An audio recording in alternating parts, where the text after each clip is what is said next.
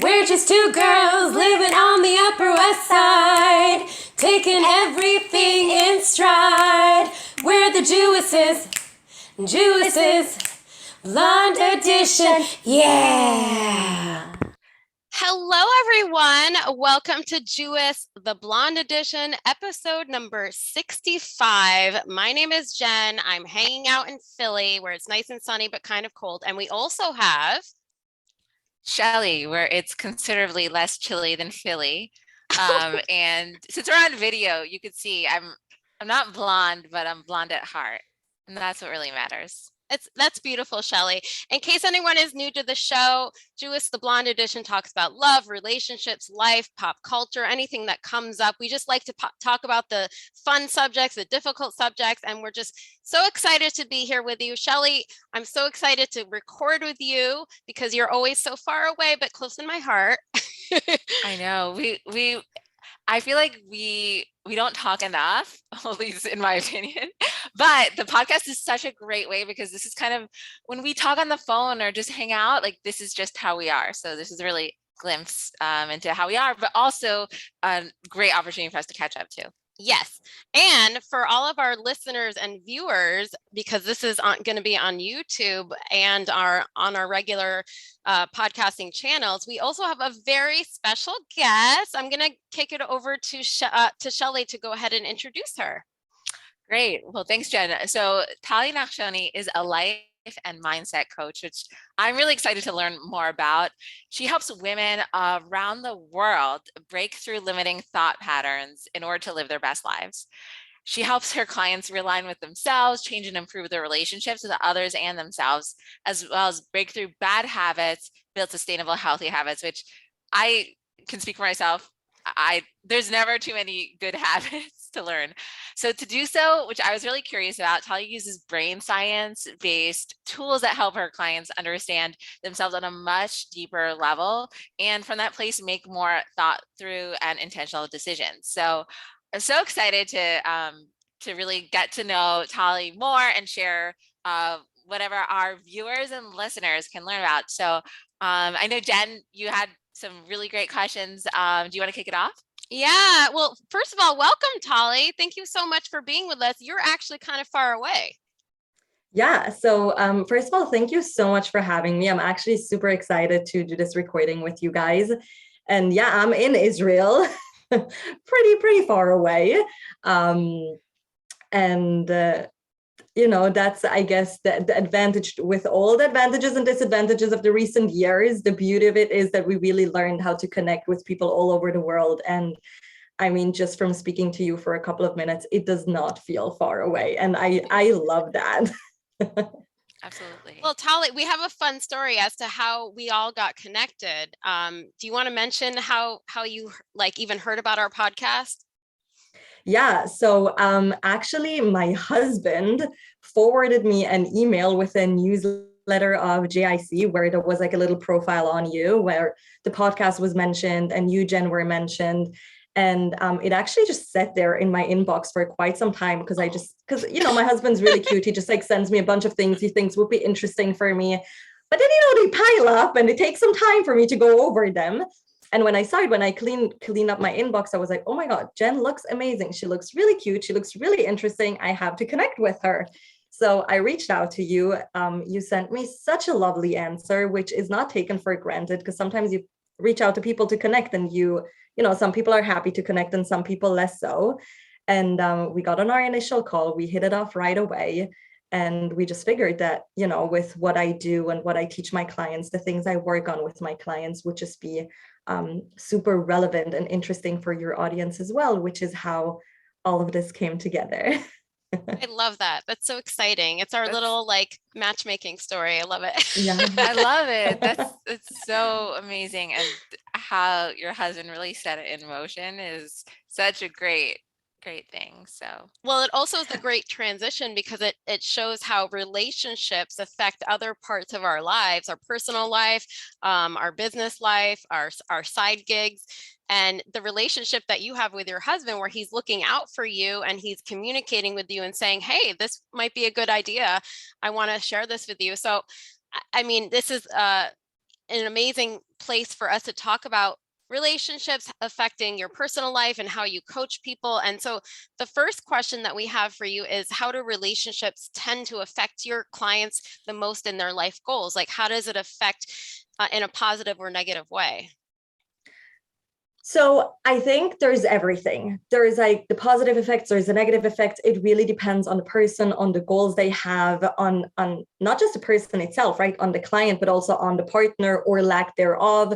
And any given goal that they may have, whether that's creating a new healthy habit or if it's a career choice or whatever it is. But I want you to imagine for a second that, I mean, let's go a step back. Sorry. All our decisions, our thought patterns, the way we feel, the way we show up, how we act, don't act, basically everything we're doing and experiencing in life starts in our mind. It's obviously not just the mind, like it affects other parts of the body as well, but it starts in the mind. Now, I want you to imagine your mind like a car, literally like a car. If the gas tank of your car is full, you're not really worried. You can drive around. You can drive in the city. You can drive on the highway. You can even go on a drive by the Alps where you kind of like circle around the mountain and use a ton of gas without really being worried about it. But when your gas tank is empty and really empty, then you have to start worrying. Then you have to start really thinking about how fast you want to drive. Are you going to drive fast and brake or just drive slowly all the way? You have to look out for the next gas station. And it's the exact same thing with your brain. So we have brain energy. There is a limited amount of energy in our brain. So when things go really well in our relationship, when things go really well, even when we don't have a relationship, but when things go well and smoothly and the way we want to in our dating journey, then either it's just not going to use up a lot of fuel of the car, right, of the brain energy, or it might even refuel the car / the brain energy. On the other hand, when things go badly or things don't go our way, or we're really frustrated with how things are going, then it's draining brain energy. It's draining the gas from the car. And that's why I love this analogy, because there's not a one size fits all answer here, right? Like specifically the example I gave with my husband introducing me to your profile, that was obviously my husband filling gas into my tank by like trying to help me. On other occasions, when he is promising me to do the dishes and he isn't doing the dishes and I get super, super frustrated, that drains energy that can then potentially affect something else in my life, right? It sounds silly because it's dishes. Oh no, But the dishes point is are a not the big thing. dishes. They pile up. Absolutely. Exactly. But it's also not just about the dishes. It's about the energy it takes to get frustrated, the energy it takes to communicate it, the energy it takes to deal with it, which is then energy that I have spent on this instead of on something else that I want in my life. So I know this is a very, very general answer to your question, but I think it's the most fitting one, because depending on what we want, depending on what we're after, depending on how partner potentially, when we have one, thinks about it and supports it or doesn't support it, it can either fuel or drain the energy from our brain. Oh no, I love that. Yeah, that's a really good point, and how something that maybe somebody really doesn't realize can be draining can have an impact. Yeah. Do you often find that individuals struggling with career choices are also struggling in other aspects of their life? So it really depends. I don't want to generalize all of the world into two main buckets, but I would say from the clients that I've worked with, there's almost like two main buckets of the people that are struggling with career choices. They're the ones that struggle with career choices as part of a larger issue of struggling with decisions, of struggling in believing themselves, struggling in allowing themselves to dream big, allowing themselves to, in the first place, understand what do I want, like that don't even allow themselves to really embrace what is it that I want, that like question, is it even legitimate what I want? Like, so when we're talking about the people that struggle with career choices from that place, then of course, then there's a very strong correlation between struggling with career choices and struggling with other choices in their lives. But then I also work with the clients that have a lot in their lives figured out, that are really happy in their relationships, that are really happy with their self-care, with the relationship with themselves, but they just can't quite figure out what they want to do in their jobs or in their career. And we would tackle that very differently, right? Because these people are usually just a little stuck in the I don't know, or in the I kind of know what I want, but it feels not legitimate, or there's like these like that many things that I want, and it feels like the things that I want are kind of clashing, and I don't know how to prioritize them. So the answer is yes and no. It really depends where this lack of ability to make decisions in terms of career comes from. But there's definitely both.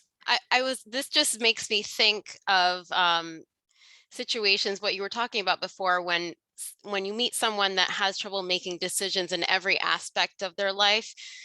You know, the career could be just like one of the symptoms of them having decision making issues. Like I've definitely, Shelley, I don't know if you've known this, but I've definitely dated some people that, you know, were all over the place in terms of what they wanted to do. But I think it was a combination of things. It was a lack of confidence in themselves. It was a fear of failing. So even if they had a tendency, or they wanted to do something, they were afraid to do it, because if they were to do it and then fail, then what? And then I also noticed that kind of translated into other areas of their life. So it could be like, oh, I don't know if I want to commit to you because maybe you're the wrong person, and then I'm going to fail in that. So it's just easier not to commit, because then I don't fail. So when you were talking about that, Tali, that just reminded me of that situation. And the other thing that it reminded me of, and Shelley, we've talked about this on the podcast before, is when you have men that are very well versed in their industry, and, certificates, and, they have masters and doctorates, and they spend all this time learning about their career. And then they think that everything else will fall into place for relationships, both with socially and romantic and with their family. And it's very interesting because I think, Tali, you probably tell people that you also have to diversify. Like you have to spread, you can't just focus on one aspect. Every aspect affects the other element in your life. 100%. So everything, again, like that goes back to, right, like the first question that you asked me, if how relationships affect career, like general goals, career choices, whatever it is. And I was giving you the analogy of the car. Mm-hmm. So, and that is exactly true also for what you're saying now. Everything does affect one another on so many levels. Because again, we have a certain level of brain energy, and if we get drained in one place, then it affects all other fronts as well. If we get energized in one place, then it affects all other fronts as well. But even beyond that, our brain has certain patterns, such as the fear of failure that you mentioned earlier. So we all have certain patterns, and these patterns tend to be quite similar in different aspects of our life. So it doesn't always look the same, mm-hmm. and we don't always have the exact same patterns in all fronts of our lives, but it tends to repeat itself. So maybe if someone's struggling in their relationship specifically, then that's where their pain point is. That's where they notice that something's wrong that they want to work on, because that is where they feel a lack. But once they understand what their pattern is, that is causing their struggle in the relationship, once they work through that challenge, they're going to see that so many other things in their lives are shifting and changing for the better as well. Because when they work through the pattern that in the first place creates an issue, and this pattern does exist in other places as well, they may just not realize it, then suddenly it's like this trickle effect. You solve one issue, but it actually solves multiple issues at the same time. Wow, that's amazing. I feel like you answered our next question about talking about your work with clients and how relationships have played a part in helping or hindering goals. So I think I want to kick it off to Shelley for the next question, because you answered that one so well. I know, it was so helpful. Now your Instagram feed, of course, I'm never on Instagram, but so to look at your what? Shelley, I think I've seen you on there a few times. Just kidding. None of us are ever on Instagram. Shelley has the cutest. I've never been on social media before. Shelley has the cutest Instagram posts. Anyways, okay, go ahead. So your Instagram gives some great snippets of motivation and advice. Can you chat about dating trends and falsehoods that you've highlighted? So I actually want to point out two main things here when you're asking about Instagram and the things that I share on there with regards to dating and relationships. So the first thing that I want to say, and I post it in various different ways, but the main message is there really are no rules. We live in a society where we hear all the time from movies, from our friends, from the society, from the community we grow up in, from everywhere we hear all these statements, and we, in our brain, we start making up a set of rules. So I don't know, the first things that come up to my mind is a woman should never text a guy first. A guy has to always pay on the first, depending on which country you're from, 1, 3, 5, 10 dates. A girl should play hard to get in order for a guy to be interested in her.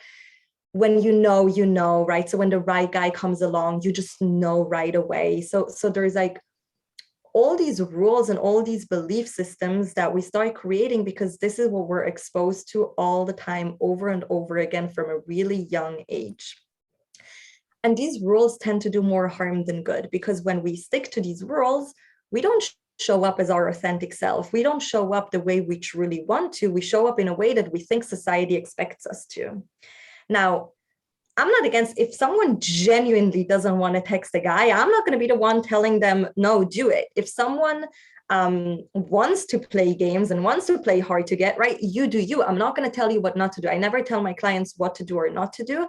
I help them question the reasonings behind it, right? So when a girl, for example, if I work with someone who's dating and she doesn't want to message the guy after a date, I'm not going to tell her, no, you should, or no, you shouldn't, but I help her see why she doesn't want to text him. And if it comes from a place of like, he was cute, but like, I don't really care. It's not really worth it to me. Like he was like nice, but I'm not that intrigued. Fine, fair enough. But if the girl says like, I really would love to speak to him right now, but all my friends are going to tell me that I shouldn't have texted him. That is a very different energy. That is a very different place the decision is coming from.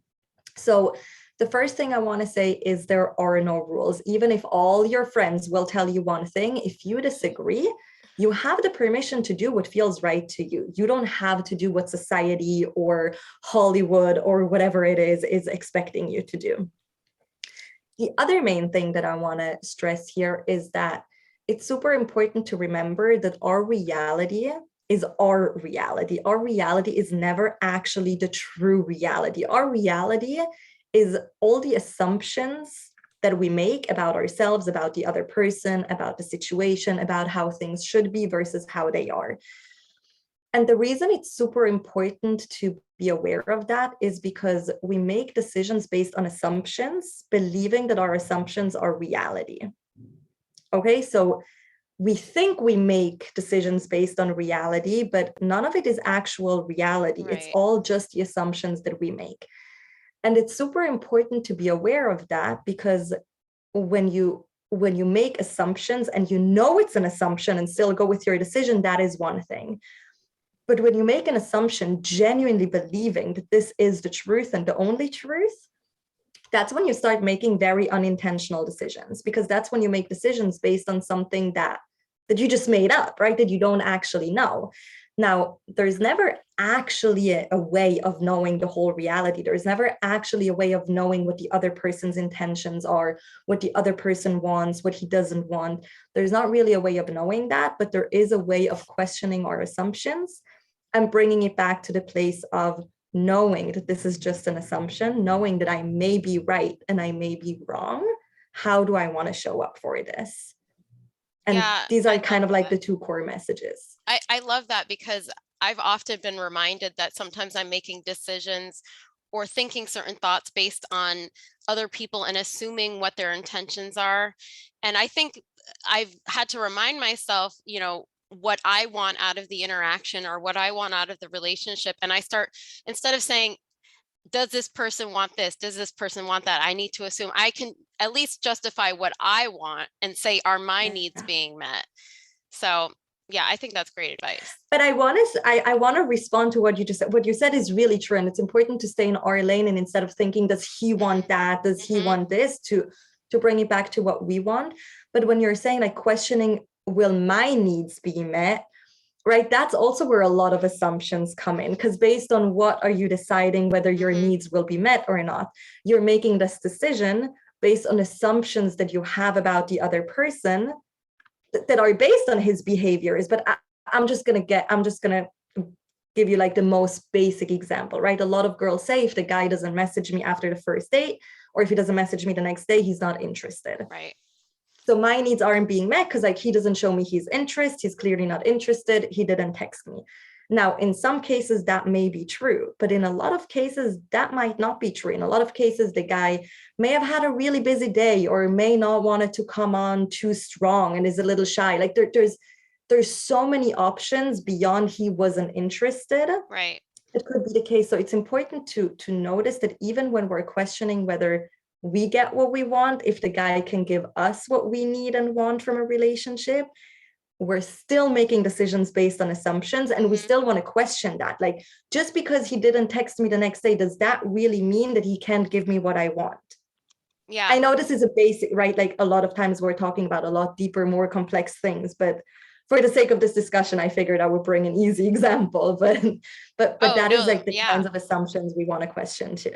No, that's key. I think it's like retraining our whole brain and our thought system. And I think our listeners out there and everyone else, I think maybe you should challenge yourself. I think that to train yourself to start thinking in a different way instead of assuming everything. I know I'm certainly guilty of that, and it hasn't ever really paid off. You know, when I assume things, sometimes I'm right, sometimes I'm wrong, but it's making a decision out of assumption rather than, you know, the reality or what I really want to do. So I think that's really, really good advice.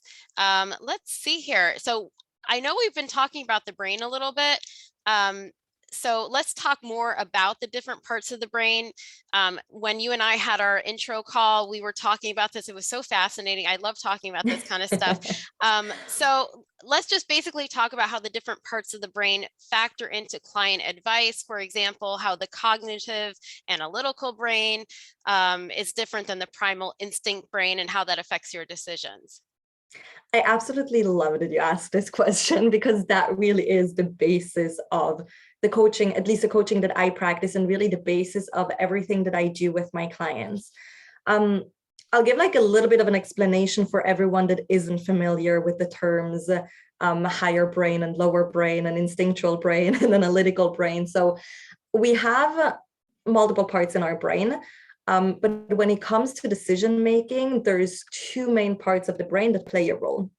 One is, and the two are like the ones that Jen mentioned. So there's, on the one hand, we have the primitive brain called lower brain, instinctual brain, any one of these names. And that is actually the oldest part of our brain. It's the part of our brain that all the automatic things are happening. So in that part of the brain, it's stored how we breathe, how our heart beats, like all the automatic physical things, but also our automatic thought patterns.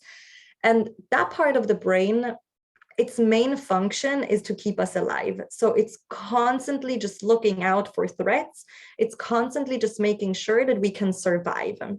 Now, that part of the brain hasn't really developed in the thousands of years since we used to live in caves. So what that part of the brain wants us to do, it wants us to constantly avoid pain, preserve energy, get immediate pleasure, and be part of a tribe. Because back in the cave days, these four things were critical to stay alive. Okay, so that part of the brain wants us to constantly survive.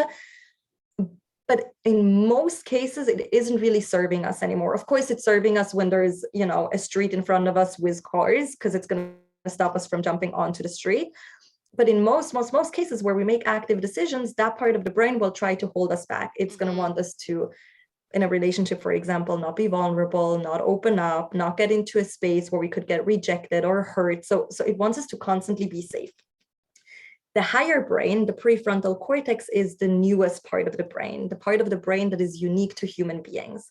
It's the part of the brain that can think analytically, that can analyze, that can plan. It's a part of the brain that wants us to thrive, that doesn't want us to just survive, but actually get somewhere, that has goals, that wants us to dream big and achieve these big dreams. Now, by default, for all of us, these two parts of the brain are constantly fighting, because one part wants us to run ahead and like chase all these crazy big dreams. And the other part wants us to constantly stay in the cave where we're safe and comfortable and avoid any kind of energy waste or pain. So they're constantly fighting against one another. And that is where a lot of indecision happens. That's where a lot of confusion happens. That's where a lot of overwhelm happens. Because our primitive brain is so quick and so automatic, when we're not trained to stop and listen to it, we tend to miss the actual thoughts that it's creating. So that's where like all the fear of failure that you mentioned, Jen, before it comes in, the fear of failure, the fear of rejection, we're not always that aware Right. what the actual fear is, but it's this little Just a voice inside of feeling. It's us. like a feeling that stops Exactly. you from doing something. And it's like, Exactly. ugh, that in the pit of your stomach, or, it's Exactly. nice to But stay under it's nice to stay in a place where you feel safe, but then to move forward is a little scary. Exactly. And underneath that little pit in the stomach, underneath that hesitation, there are a bunch of teeny tiny little thoughts that just pass through your brain so quickly that you don't even catch them, Right. that are totally over dramatic, that are completely spinning out, that go from, right, like for example, in the dating context, that go from, if I say the wrong thing, he might not like me, Right. to he's never going to like me, to no one's going to like me, to Right. I'm going to die old and alone. Oh, And God. all of that because you said one word, right? Like you said this one word on the date that you're after, like, why did I just say that? But your little primitive brain is spinning out all the way to dying all and alone because Right. you said something that you weren't completely happy with. Mm-hmm. And that happens all the time. It happens with dating. It happens with everything. So when you're asking how does that factor into the advice I give in coaching, I will never tell my clients what to do, because what's right for you isn't necessarily right for Shelly, isn't necessarily right for me, right? We're all different people. But what I do with my clients is I help them really understand where their different parts of the brain come in, where the different parts of the brain are pulling them, and how instead of fighting, they can, like, I almost say, like, how they can become best friends. Because when they're friends, when they stop fighting against one another and they start becoming best friends and having a loving, compassionate conversation with one another, that's when you can actually, from like an empowered and confident and clear place, move forward and make intentional decisions. Ugh, this is like gold. Shelly, this is gold. Absolutely. Because it is so important, and because my brain, speaking of brain, was trying to absorb everything. Can you sum up just how both the primal and analytical brain either help or inhibit progress in life, to include significant relationships? Because you covered so much important information, and I want to make sure that our listeners can come away, if they want to just come away immediately, and they could always go back and re-listen, but if they want to just have kind of a theme that they can take away, so that they can incorporate in their lives about that specific issue. Beautiful. So I'm going to start with the higher brain, because that's easier and faster. The higher brain is really the part of the brain that has a certain ambition, that has a certain wish, that has a certain dream. And that part of the brain is helping us when we're giving it space to really visualize and draw up what it is that we want. We have a clear view, we have a clear ambition. And again, that part of the brain wants us to thrive. So it will help us think of things and do things that are bringing us closer to the goal. But here's the thing. Our primitive brain, our primal instincts are faster, right? They're less smart, they're less complex, but they're faster than the higher brain. So they kick in very, very quickly. And the way they kick in, it usually boils down to the fear of failure, to the fear of rejection, to the fear of not being good enough or worthy enough for something, to not be deserving enough for a certain success or a certain outcome. And that is kind of like the most basic fear. And then it looks different for everyone, right? Like it has like a different way of showing for every person. So specifically with dating, for many of my clients, it looks like they're scared to waste time, right? They out of the fear of all the failing of finding someone and being in the need to quickly find someone. They're scared to waste time because they want to get to the solution quickly or to the goal quickly.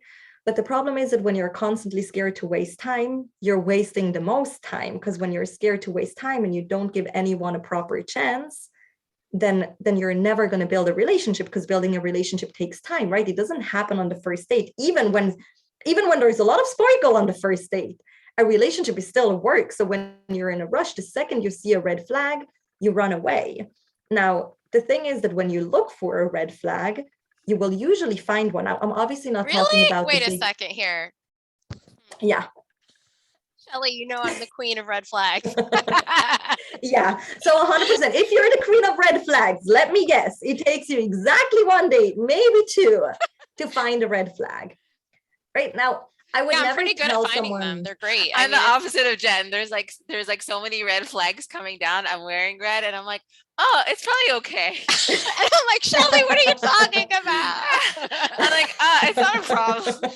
It's not But right, but that you much want of to a problem. you want to learn to have the healthy balance between both. You want to be able to see the flags and then very rationally analyze, is this something, instead of saying, it's nothing, or, oh my God, it's horrible. You kind of want to find the middle ground and ask yourself, is this something that is critical to me? Is this a non-negotiable for me? Is this something that cannot be worked on? Is this something I'm not willing to compromise on? Because again, every person, and again, I'm not talking about the big red flags of, aggressive behavior, abusive behavior. I'm obviously not talking about that. Like real big red flags, like, are out of this conversation. It's a very obvious, let it be. I'm talking about like all the little red flags, like certain behavioral things, certain personality things. Like nobody's perfect. I'm not perfect. You guys aren't perfect. Our partners aren't ever going to be perfect. So when we look for red flags, we find them. So for a lot of people, that's part of the primal instincts, right? The primal instincts need to make sure that you survive. How do you survive? By constantly looking out for danger and finding a solution for the danger. And so in your case, Jen, right, that looks like looking for red flags, because a red flag could be a threat. And that way, the moment you see the threat, you can walk away from the threat. Right. For someone else, it will look different, right? It can be like the fear of being alone, for example, or the fear of not having a partner could be bigger than the fear of like missing a red flag. So they will ignore a bunch of red flags. So there's not one way that the primitive brain affects all of us. It affects everyone slightly differently, but the basic core fears will boil down to the same few things. Well, that's perfect, because you basically answered all of my question for number 7. So that is perfect. That means that gives us some more time for something. I wanted to ask really quick, the phrase imposter syndrome, where a lot of women, they say a lot of times women have this in the workplace or in careers, and I've certainly had this, where you just don't think you're good enough. But I was just thinking about it, and I was thinking, I guess imposter syndrome can also translate into relationships and other aspects of your life. Like, I'm not a good enough partner for this person. Somebody else will be better than me. Or if I'm with this person, they have no idea, like I'm playing a role and they're going to find me out. I always thought that, like when I got a job one time, years ago, I was like, oh my God, they're going to find out I'm not amazing. Like maybe I shouldn't have been so good at the interview, because now they have these expectations of me that I don't think I can meet. So that's kind of also translates where, let's say somebody thinks you're this or that, and you're so afraid that you're not going to be able to meet their expectations. So then you start having this imposter syndrome. Do you encounter that a lot with your clients? Yeah, 100%. So it like shows the way that you just mentioned, and also clients that think that for some reason they're incapable of finding a partner or building a relationship or holding a relationship sustainably. So 100%, I have clients that I work on again, like different work related things, professional things. I have clients I work on emotional eating. I have clients I work on dating and relationships. And what you just mentioned shows in different versions of imposter syndrome show in all of them in different ways, right? It's always like the fear of not being capable to do it, on not actually being good enough, on not having what it takes, on not being good enough in one way or another. The fear of people finding out, right? And it all feeds into that primitive brain, because why are we scared people will find out, right? Because then if the tribe finds out that you're not actually that great, the tribe is going to shun you out. And if you're not going to have a tribe, you're going to die. Now, obviously, it sounds ridiculous when I'm saying it like that, but for your primitive brain, that is the truth. That is the reality in that moment. So when we're scared that we're not actually as good as other people think we are, when we think that we're not good enough for something, it's an actual state of emergency for our primitive brain, because it's a huge threat. So totally that affects people in dating and also people in relationships. Like I have married clients that have that in one way or another, right? Like the relationship status doesn't change our brain. A lot of Right. people think once I'm going to get engaged, I'm going to have the safety and security that I need. Once I'm going to be married, I'm going to have the safety and security that I need. Once we're going to have children, I'm going to have the safety and security that I need. But the truth is that we take our brain with us.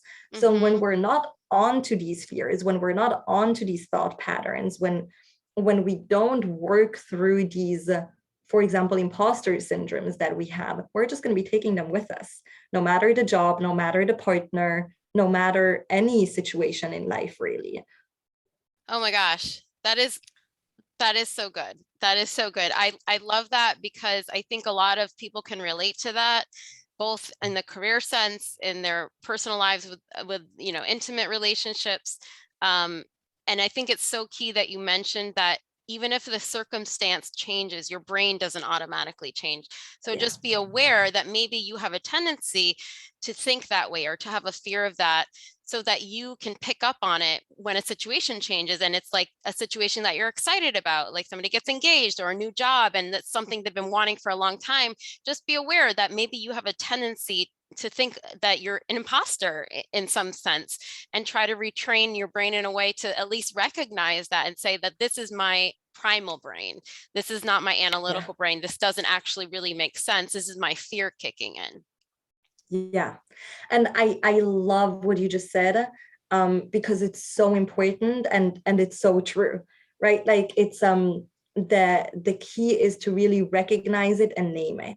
Of course, there's more tools that go beyond that, and the work can go deeper, and there's ways to retrain your brain. But at the end of the day, right, like talking about that, creating the friendship instead of the fight, when you notice that you have thoughts like that, instead of judging yourself and saying, I don't actually believe that, this is so stupid, why would I think that way, to just quickly be compassionate and say, okay, that is just my primal instinct kicking in, and that's totally fine. That doesn't mean I need to listen. That is way, way, way more powerful.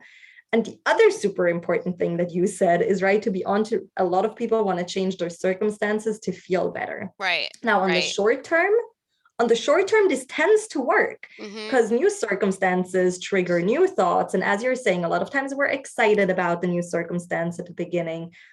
But after a while, after a few days, weeks, months, we get used to it. The excitement goes down and our brain's go-to thoughts kick in again.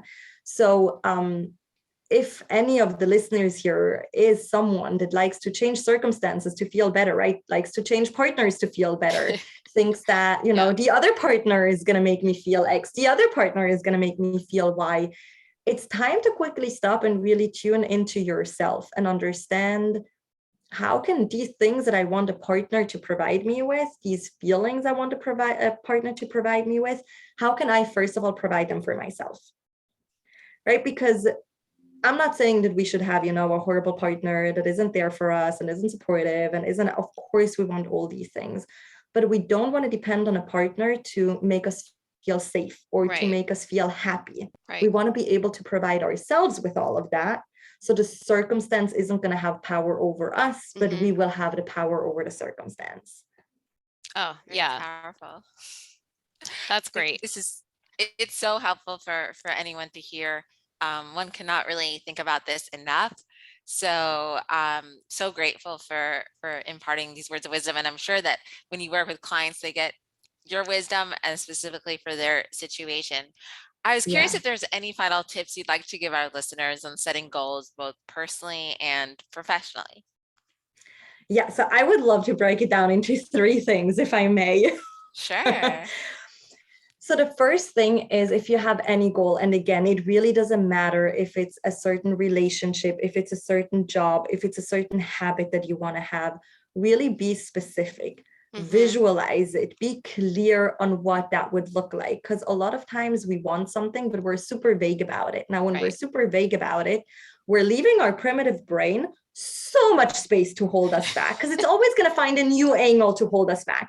So first of all, we want to be super, super specific with what we want. So for example, in a job or a partner, even make a list of all the things that you're looking for. Now, just a list isn't enough, of course, because we can't always have everything, but have a list of everything you'd ideally want, and then prioritize what are the non-negotiables, right? Like even, and I think you spoke about this in a podcast a few weeks ago, right? With an apartment, it's the exact same thing, Yeah.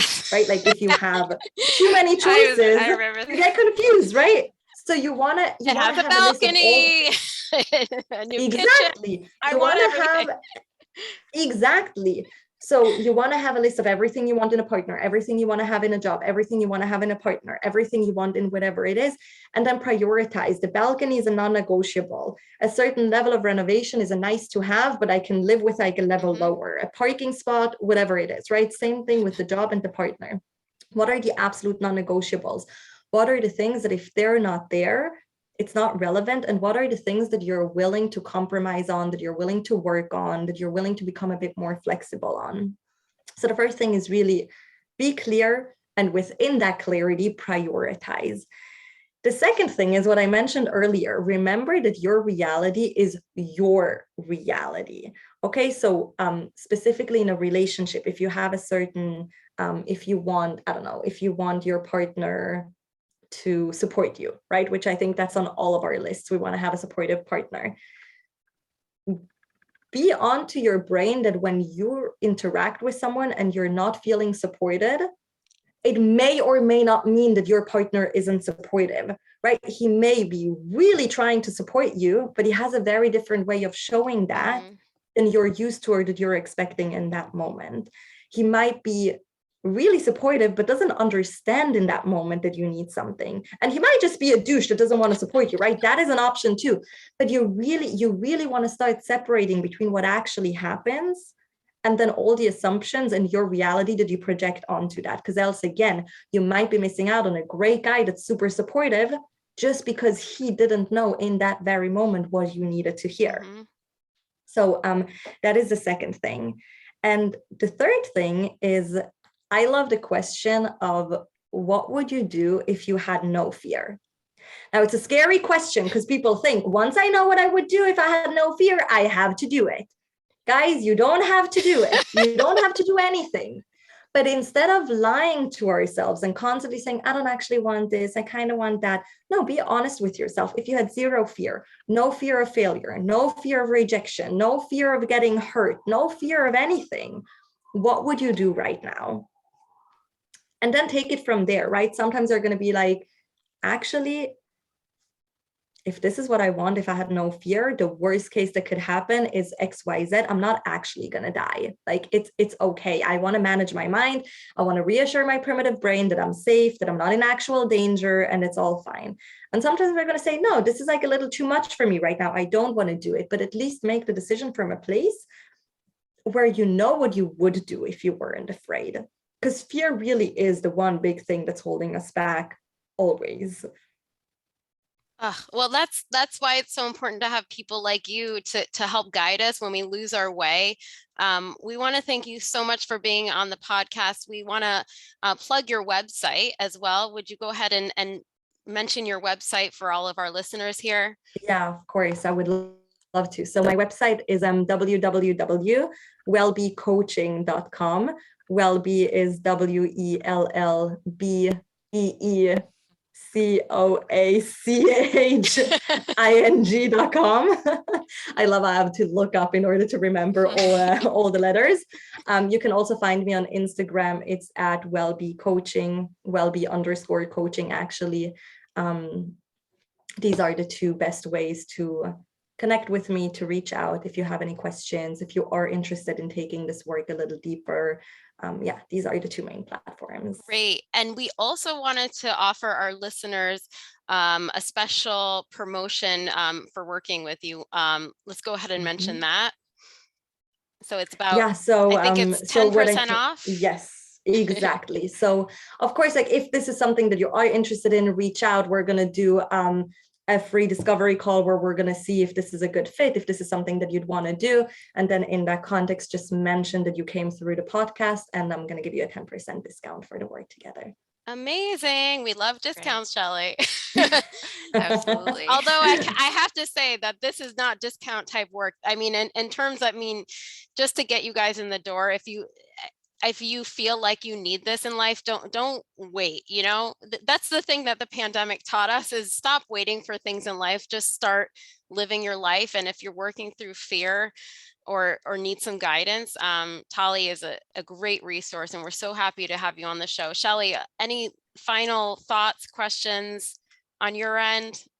Well, thank you so much, Talia. I think that sometimes when people feel stuck, and that's something I've heard a lot, that just taking the step to call Tali and already start to reframe, reconsider, think about things is already a step to get unstuck. And then thinking about things in a healthy way can really, I think, such a small investment to such bigger, higher life goals on both a larger level, but on a day-to-day level too. And so just like people need to work with sometimes a personal trainer, and they can be in great shape, but the reason that they're in great shape is that they go to that trainer all the time. And it's actually a sign of strength. Similarly, in other aspects of life, people can always look for ways to be their best selves. So, and I think that that's so important, and feeling like there's a community of people behind you, starting with someone like Tali, or, and then, someone goes to get their nails done, and then they like have a community to help with that. And I think that there's different areas of their life that can really be improved. And so it's such a great opportunity to hear from you, Tali. Thank you so much. All the way from Israel. Yay! It's very late for Tali, so we appreciate her staying up and doing this. We're on 3 different time zones, so we had to coordinate all this, but it was so worth it, and it was wonderful. I want to thank all of our listeners for following us on Jewess on the Instagram, Twitter, and on Facebook under Jewess the Blonde Edition. We are on Spotify, we are on Google Podcasts, we're on Apple Podcasts, we're everywhere. We're on Stitcher. So please follow us, like us, share us with your friends. We are so glad to have you, Tali. Thank you. And we'd love to have you back. Shelly, it's great to see you and hear you. For all of our listeners that can see the podcast, I love it. Everyone, have a wonderful day. And with that, Jewess is out. Bye. Bye. Thank you. We're just 2 girls living on the Upper West Side, taking everything in stride. We're the Jewesses, Blonde Edition, yeah.